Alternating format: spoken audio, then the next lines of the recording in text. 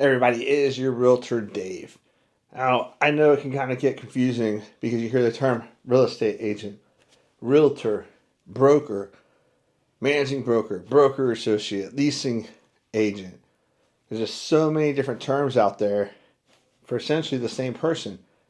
So I'm going to break down what the differences are between a realtor, a real estate agent, a broker, managing broker, associate broker, leasing agent, so on and so forth. So let's get to it. Now let's talk about what a real estate agent is.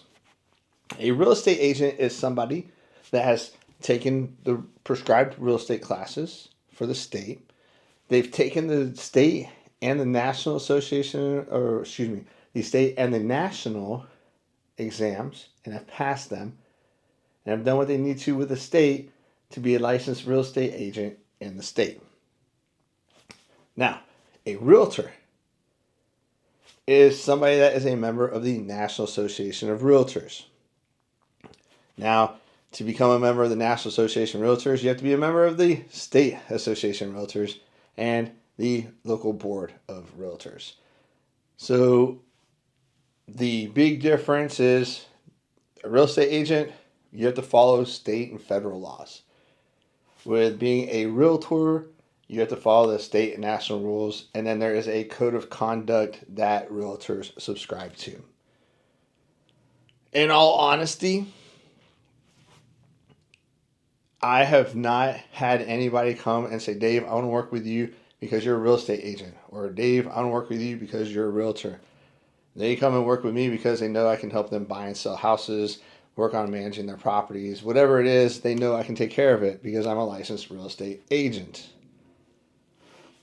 I don't need to subscribe to a bunch of rules that deal with ethics because I'm an ethical person.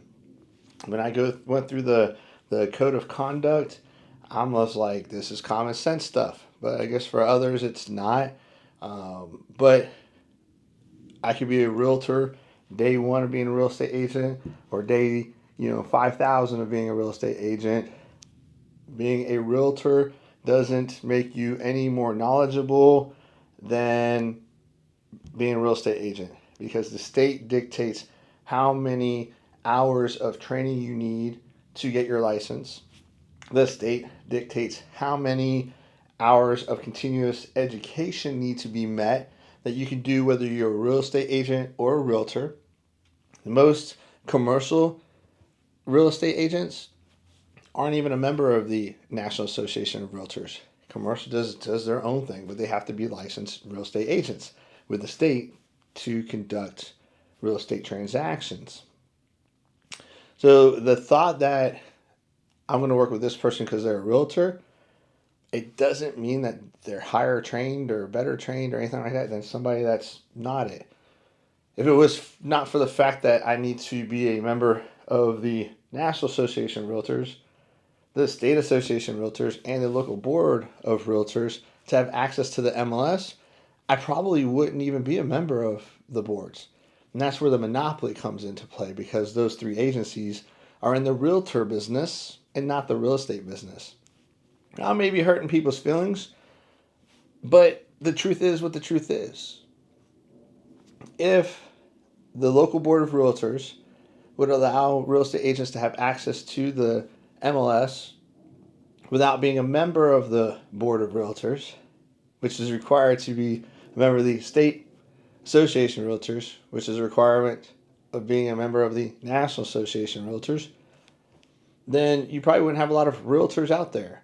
Because to be a realtor, you have to pay about $1,200, $1,400 a year in fees and dues and everything else.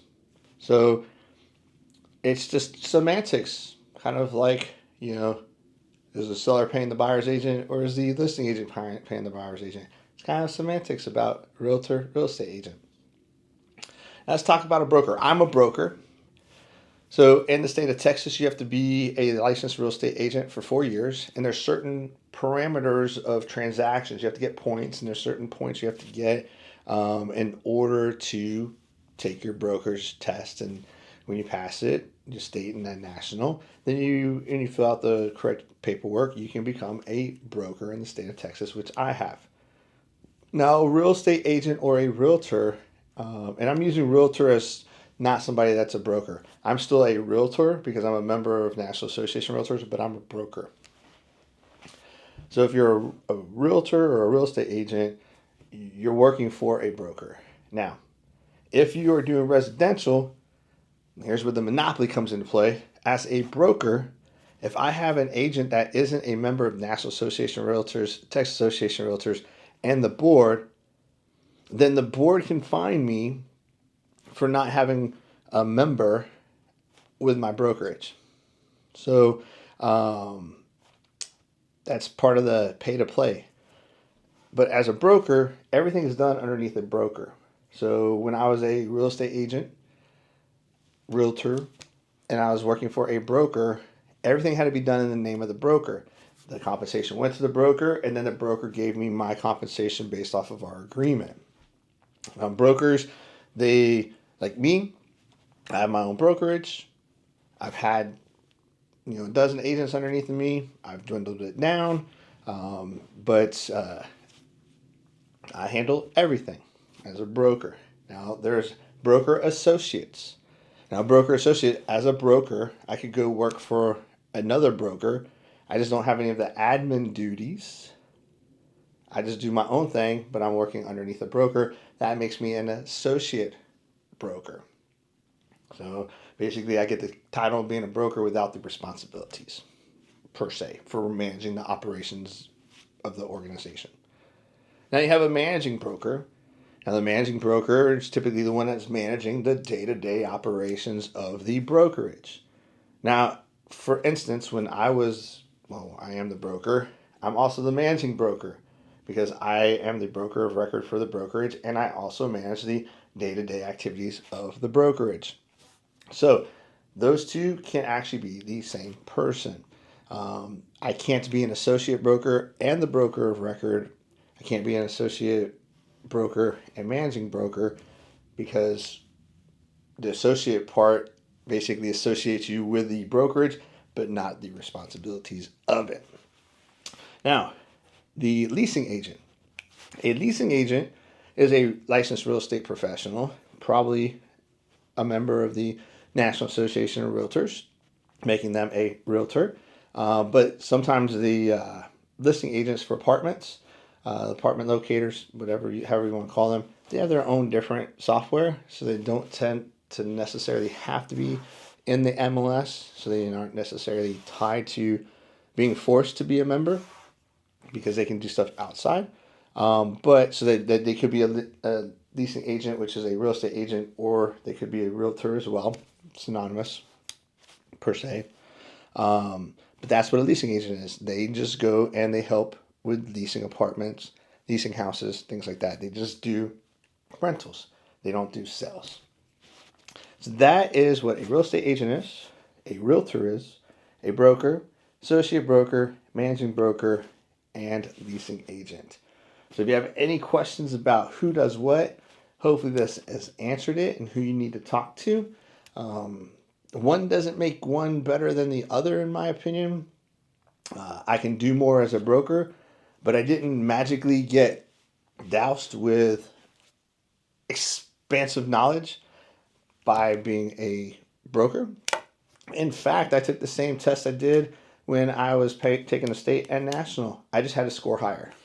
So, and they had a few like law questions related to it more than I did as a sales agent. But they all pretty much do the same work. I know brokers that don't know as much as agents that have been doing business for like 3 years. So just because one's a broker or not doesn't really mean one's better than the other. I know real estate agents that have been real estate agents for like 15 years that a brand new agent knows more than they know. So it just depends. So when you're looking at trying to figure out who you're going to hire to help you buy or sell or manage your properties, you really need to look at their credentials. How many transactions have they done? What's their rating in Google. Ask them for client referrals. You know, look at what associations they're part of. Look at the designations that they have. If they don't have any designations, then they're not really committed to their profession, in my opinion. It doesn't necessarily mean that they're not, but to me, if you have some designations, that shows that you're committed a little bit more to your profession. But just because people have designations doesn't mean they're actually professionals. A lot of the designation companies, you got to take like a simple test and you can keep retaking it until you pass it. And then you pay a fee to get the 3 letters after your name. So just make sure that when you're trying to figure out who you're hiring and you're trying to figure out which one you want, just do your due diligence and always talk to at least 3 or 4 real estate professionals to figure out who's going to work best for you, who may have the best stats for you, and who you think is going to be the best fit for you.